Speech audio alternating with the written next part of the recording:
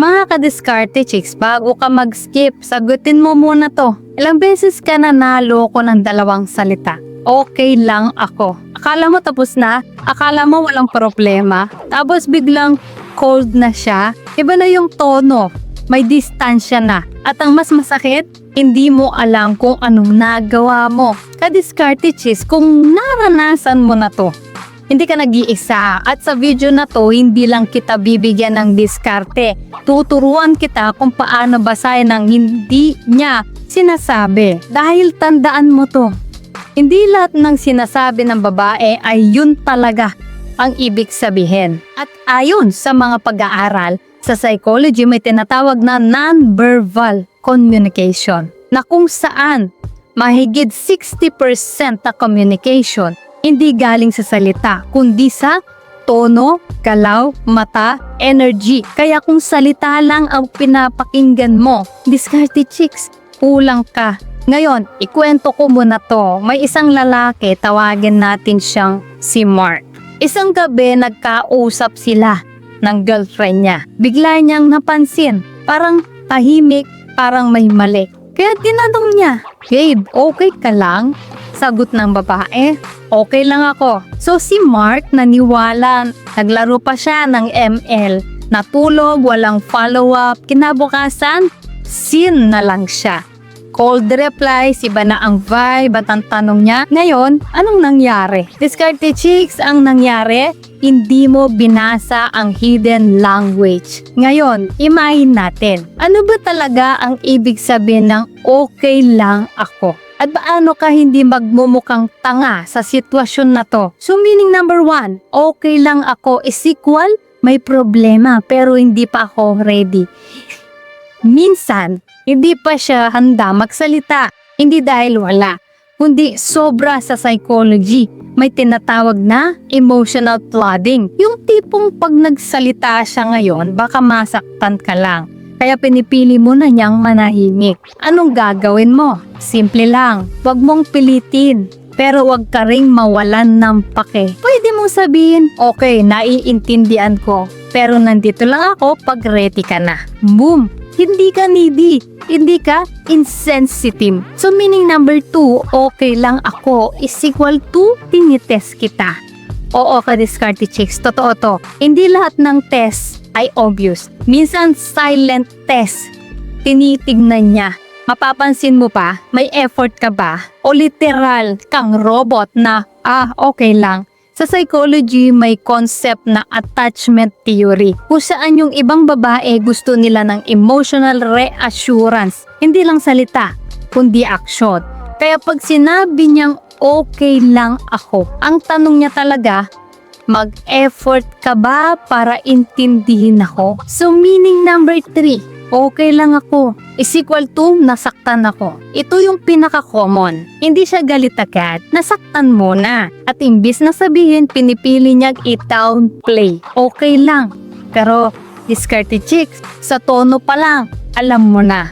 Dito pumapasok ang skill na to. Basahin mo ang energy, hindi lang salita. So meaning number 4, okay lang ako is equal to pagod na ako mag-explain. Ito yung delikado. Yung tipong ilang beses na niyang sinabi dati, pero hindi mo pinansin. Kaya ngayon, okay lang. Pero sa totoo, sumuko na siya magpaliwanag. At pag umabot sa ganitong stage, diskarte chicks, paubos ka na. So meaning number 5, okay lang ako is equal to wala na akong pake.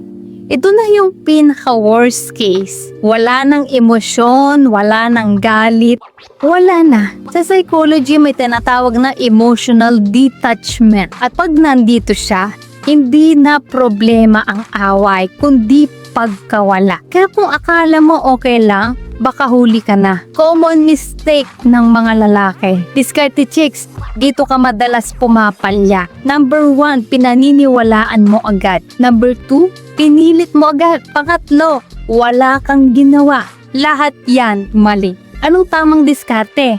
Step 1, observe yung tone, chat style, energy. Step 2, acknowledge. Hindi mo kailangan hulaan lahat.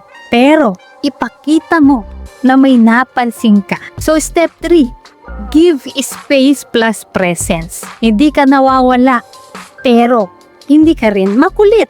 So step 4, timing. Minsan diskarte chicks, hindi mo siya kinausap. Mali lang ang timing mo. Real talk mga diskarte chicks. Hindi mind reader ang lalaki, pero hindi rin dapat manhit. Ang sikreto, balance. Hindi lahat ng okay lang ay problema. Pero karamihan may ibig sabihin. Kaya next time, pag sinabi niyang okay lang ako, huwag mong sagutin ng okay. Kasi ka-diskarte chicks, diyan nagsisimula ang pagtatapos. Ngayon, gusto kong malaman, ikaw, anong pinaka-worst experience mo sa okay lang ako? Yung tipong akala mo okay, tapos biglang sumabo. Comment mo sa di pala okay. At babasahin ko yan. At kung gusto mo pa ng ganitong content na hindi lang puro pola, kundi may halong psychology at real talk, like, share at subscribe ka na. So ayan, mga ka-diskarte chicks, sana ay may natutunan po kayo sa video natin ngayon. At syempre bago pa tayo matapos, shoutout muna sa ating mga masugid na tagapanood na sina Noel Munoz from California, USA, Leonardo Melencion from Bohol, Roldan Pahuyo from General Santos City, Randy ng Caloocan, Anthony Espinilla, always watching from Romblon, Arnold Camacho taga Pasig, Rolito Estrada from Tarlac City, Jefferson Becerra from Cebu City, Romeo Facardo from Milan, Italy, Jimmy Malinao taga Ormoc City, Leyte, Carlito Cervantes from Caloocan City, Rosauro Quintana from Bacoor, Cavite, John Dexter Moya from Bulacan, SIB, at kay Jeremy De La Cruz from Bios, Vicencio, Sagun, Zamboanga del Sur. Guys, maraming salamat po sa support at panonood. Mga ka-diskarte chicks, dahil po sa inyo patuloy at lalo po akong ginaganang gumawa ng mga content na makakatulong at makakaaliw. At para naman po sa mga hindi pa na-shoutout, gusto mo ma-shoutout sa next video, i-comment lang ang hashtag ka-diskarte chicks at sabihin ko ng topic ang gusto mong pag-usapan natin next. Kung nagustuhan mo ang video na ito, ay huwag kalimutang mag-like, mag-subscribe, at i-share ito. So guys, this is Diskarte Chicks, your love mentor na lagi nandito para sa mga diskarteng pag-ibig. Kita-kits sa next video. Maraming salamat sa panonood. Ingat kayo palagi. Let's spread love.